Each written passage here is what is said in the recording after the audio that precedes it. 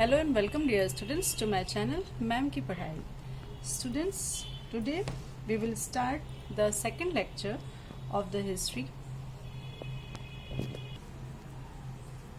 This is our first chapter of history, when, where and how, and we are going to start the second lecture of this chapter. Time frame. What is mean by BC and AD? Students, आपने अक्सर date देखा होगा history में कि किसी भी date को लिखा जाता है और उसके पहले या बाद में बीसी और एडी लगा दिया जाता है. तो इसका क्या मीन होता है, तो ये बताया गया है इसमें. Historian express time in history by two terms BC and AD. जो पहले के इतिहासकार थे वो टाइम को बीसी और एडी के थ्रू एक्सप्रेस करते थे, बताते थे. The latest BC stand for before Christ and AD stand for anno domini which means the year of the Lord. Anno domini का मतलब होता है कि लॉर्ड का ईयर यानी भगवान का साल.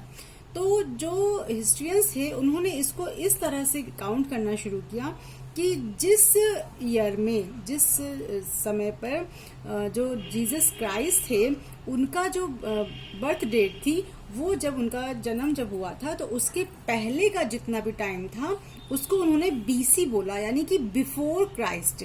क्राइस्ट मीन्स, मान लीजिए ये टाइमलाइन है, इस टाइम पर अगर क्राइस्ट का जन्म हुआ है तो उसके पहले की जितनी भी टाइमिंग्स थी उसके पहले उन्होंने बीसी लगा दिया. अगर 1000 साल पहले कोई चीज हुई है तो 1000 बीसी, 2000 साल पहले हुआ है तो 2000 बीसी, 3000 ईयर पहले कुछ हुआ है तो 3000 बीसी. तो मतलब ये है कि क्राइस्ट से बिफोर वो टाइमिंग थी. और अगर यही टाइमिंग क्राइस्ट के बॉर्न के बाद अगर हुआ है तो उसमें एडी लगा दिया गया, जैसे कि 1000 AD, 2000 AD, 3000 AD, 4000 AD. Means AD यानी कि एनो डोमी यानी कि the year of the Lord. मतलब अब लॉर्ड का जन्म हो चुका है, उसके बाद के ये सारे के सारे साल. तो ये हमारा एक रेशियो बताता था, एक डेट बताता था.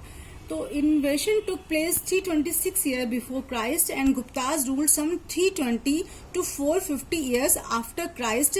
ये देखिए यहाँ पर इस तरह से बताया गया है कि जो 320 के बाद में एडी और 540 एडी लिखा हुआ है, तो इसका मतलब है कि आफ्टर डोमिनी, ये यहाँ पर ये हो जाएगा. और 326 बीसी बताया गया है तो इसका मतलब यहाँ पर हो गया कि बिफोर क्राइस्ट 326 ईयर, यानी कि क्राइस्ट के होने के 326 साल पहले. तो ये एक्चुअल जो डेट होती थी वो ऐसे लिखी जाती थी या बताई जाती थी. अब if we add circa with any date, it means that such a date is not the right or exact one but quite close to that. It is an approximate date, means एक लगभग, क्योंकि कोई भी इतिहासकार हजारों साल पहले की चीजों को बता रहा है या 500 साल पहले की चीजों की, तो किसी की भी उम्र इतनी तो रहती नहीं है. तो लोग एक अंदाज से लगभग एक डेट बताते हैं कि ये, और उसमें सिरका लगा देते हैं. मीन्स वो डेट काफी क्लोज है उस जब भी ये काम हुआ होगा या वो लड़ाई हुई होगी या जिसका भी वो रूल या शासन रहा होगा. तो ये बताया गया है कि एग्जैक्ट डेट्स ये नहीं होती है. The geographical framework. The geographical framework. Geographical features greatly influence the history of a country. किसी भी देश के जो उसकी जो जोग्राफिकल फीचर्स होते हैं, मीन्स उसका वहाँ पर जो आप कह सकते हैं नदियाँ हैं, पर्वत हैं, पहाड़ हैं, घाटियाँ हैं, प्लेन मैदान हैं, तो ये सब जोग्राफिकल फीचर्स में आते हैं. तो ये सब का हिस्ट्री पर बहुत ज़्यादा इफेक्ट पड़ता है. The Himalayan mountains in the north have protected India against Central Asian invasion and harsh weather. जो हमारे भारत में हिमालय है वो हार्श वेदर मीन्स बहुत ही ज़्यादा ठंडे और ख़राब मौसम से हमारे देश को बचाता है. और साथ ही साथ में जो सेंट्रल एशिया की तरफ से जो इन्वेशन होता है उससे भी हमारा देश बचता है हिमालय के कारण.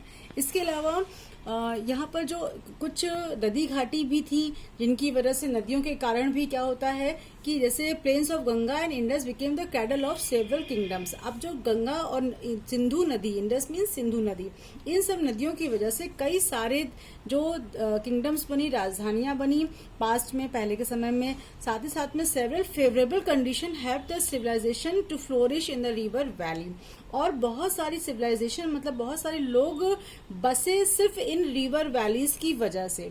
जैसे कि मैंने नाम बताया, रिवर वैलीज में गंगा और इंडस आ गई, तो इनमें ऐसी कुछ फेवरेबल चीजें थी जो कि आपकी ये कह रही थी कि जिनकी वजह से लोग वहां पर रहते थे, वहां पर बस जाते थे। तो ये इसका सबसे मेन चीज क्या था कि नदियों में पानी बहुत अच्छे से मिलता था। दूसरा, वहां की पानी की वजह से, सप्लाई की वजह से, साथ में नदियों की वजह से वहां की सॉइल फर्टाइल होती थी, तो क्रॉप्स अच्छी होती थी। और तीसरा, reverse also facilitate the movement of goods and people have in the expansion of trade. और रिवर्स के थ्रू लोग एक जगह से दूसरी जगह जा सकते थे ट्रेड करने के लिए। तो और वेस्टर्न और ईस्टर्न कोस्टल प्लेन्स जो होते थे उन्होंने हेल्प किया था चोलाज और पल्लवाज जैसे साउथ इंडियन किंगडम्स को एस्टैब्लिश होने के लिए, और साथ में अलग अलग यूरोप के और अफ्रीका और साउथ ईस्ट एशिया के कंट्रीज के साथ में ट्रेड करने के लिए।